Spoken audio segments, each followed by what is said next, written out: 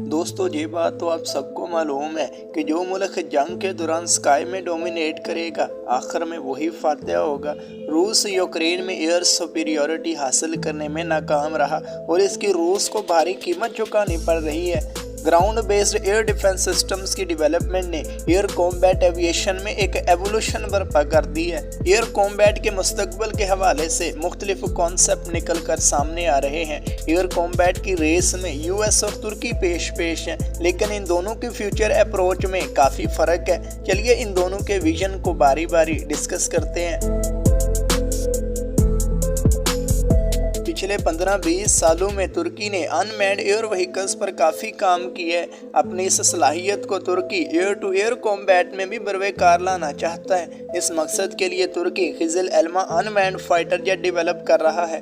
खिज़िल Elma के बारे में तुर्की का विजन है कि यह मुकम्मल तौर पर इंडिपेंडेंट एयरक्राफ्ट हो और ज़रूरत पड़ने पर लॉयल विंगमैन का किरदार भी अदा कर सके। इसे ऐसा रडार से इक्विप किया जाएगा और दुश्मन के इलेक्ट्रॉनिक वारफेयर थ्रेट से बचाने के लिए इस पर एडवांस्ड इलेक्ट्रॉनिक काउंटरमेयर सूट इंस्टॉल किए जाएंगे।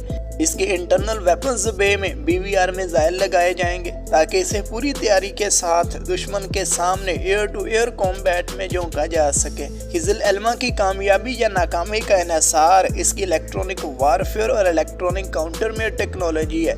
अगर दुश्मन मुल्क तुर्की पर इलेक्ट्रॉनिक वारफेयर डोमेन में लीड ले गया तो वो खिज़िल एल्मा को आसानी से डील कर पाएगा, लेकिन अगर इलेक्ट्रॉनिक वारफेयर में तुर्की आगे रहा तो खिज़िल एल्मा दुश्मन के लिए एक बड़ी सरदर्द साबित होगा। यूँ मालूम होता है कि तुर्की मुस्तकबिल के हवाले से एक रिस्की अप्रोच अपनाए हुए है।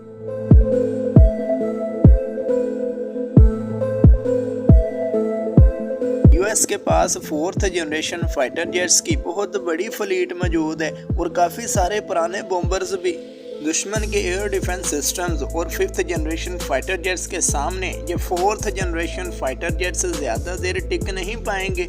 यूएस इस हकीकत से आगाह है, इसलिए यूएस ने इन 4th जनरेशन फाइटर जेट्स के लिए एक air to air combat UAV की डेवलपमेंट का प्रोग्राम लॉन्ग शॉट शुरू कर रखा है। ये यूएवी मुकम्मल तौर पर इंडिपेंडेंट नहीं होगा, बल्कि इसे बॉम्बर या फाइटर जेट खुद से कंट्रोल कर पाएगा। इस यूएवी का फ़ायदा ये होगा कि मैंड फाइटर जेट के कॉन्टेस्टेड एयर स्पेस में दाखिल होने से पहले ही यूएवीज दुश्मन के की एसेट्स को हिट कर चुके होंगे।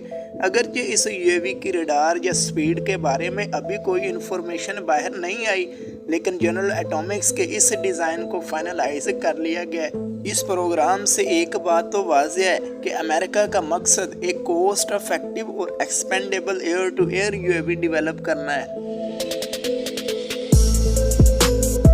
यहाँ तुर्की एयर कॉम्बैट के लिए हाई वैल्यू एसेट डेवलप कर रहा है, वहीं यूएस की अप्रोच कोस्ट इफेक्टिव और एक्सपेंडेबल एसेट बनाने की है। मालूम होता है कि अनमैन्ड एयर व्हीकल्स के हवाले से यूएस रिस्क फ्री रास्ते पर चल रहा है, जबकि तुर्की अनमैन्ड टेक्नोलॉजी पर बहुत ज़्यादा भरोसा कर रहा है। अब वक्त ही बताएगा कि किसकी अप्रोच ज़्यादा कामयाब साबित होगी।